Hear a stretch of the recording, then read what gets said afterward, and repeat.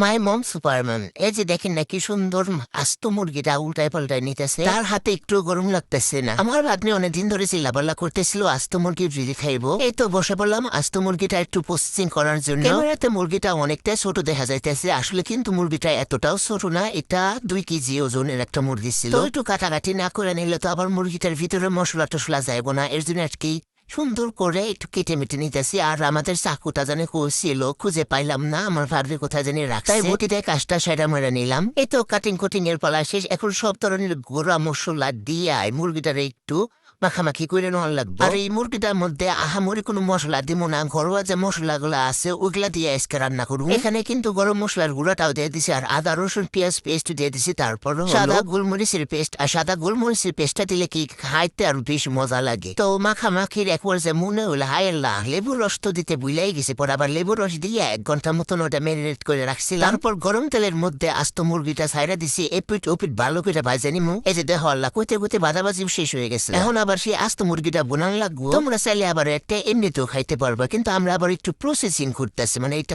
খাইতে যেন আর একটু মজা লাগে, এই জন্য একটু বুনা টুনা করে নিতে। আবার একটু হালকা পাতলা মশলা দিয়ে একটা বুনা করে নেব, কারণ বেশি মশলা দিলে কিন্তু ওইটা আবার খাওয়ান যাবো না, তেতিতে লাগবো। সবকিছুরই একটা কিন্তু পরিমাণ আছে। পেঁয়াজ পেস্টটা একটু বেশি দিলে ভালো হয়, গ্রেভি গ্রেভি একটা ভাব আসে। যাই হোক, এরপর যে এখন দিয়ে দেবো টমেটো সস। আর টমেটো সসটাও কিন্তু পরিমাণ মতো দেওয়া লাগবো। আসলে ও সেটা কি, এটা এমন একটা খাওন, একবার যে খায় বারবার রাখলে খাইতে মন চায়, খাইতে মন চায়। যাই হোক, এটা বানানো শেষ। তো এটা কি এমনি খামু? তো এমনি তো আর খাওয়ান যাইতো না, তার জন্য মায়ের কইলাম যে মা আমাকে কটা বানাও, পরোটা বানাতো। মায় আমাকে কথা মতন এই যে পরোটা বানানো শুরু করে দিচ্ছে। তোমরা আবার রুটির পিড়ির মধ্যে নজর দিও না, এই পিড়িটা আমরা ইন্ডিয়া থেকে কিনে নিয়ে আসছি, আদিমকালের ইন্ডিয়ান পিড়ি এটা। আশা করি তোমরা বুঝতে পারছো। আর এইদিকে আমাদের পরোটা বানানো কিন্তু শেষ। পরোটা গুলান্ডে হালকা পাতলা তেল দিয়ে এপুট এপুট বাজে নেওয়া লাগবো, কারণ ওই মুরগিটা তো এমনিতে তেলের, আবার যদি বেশি তেল দেওয়া তাহলে ওটা খাওয়ান যাবো না।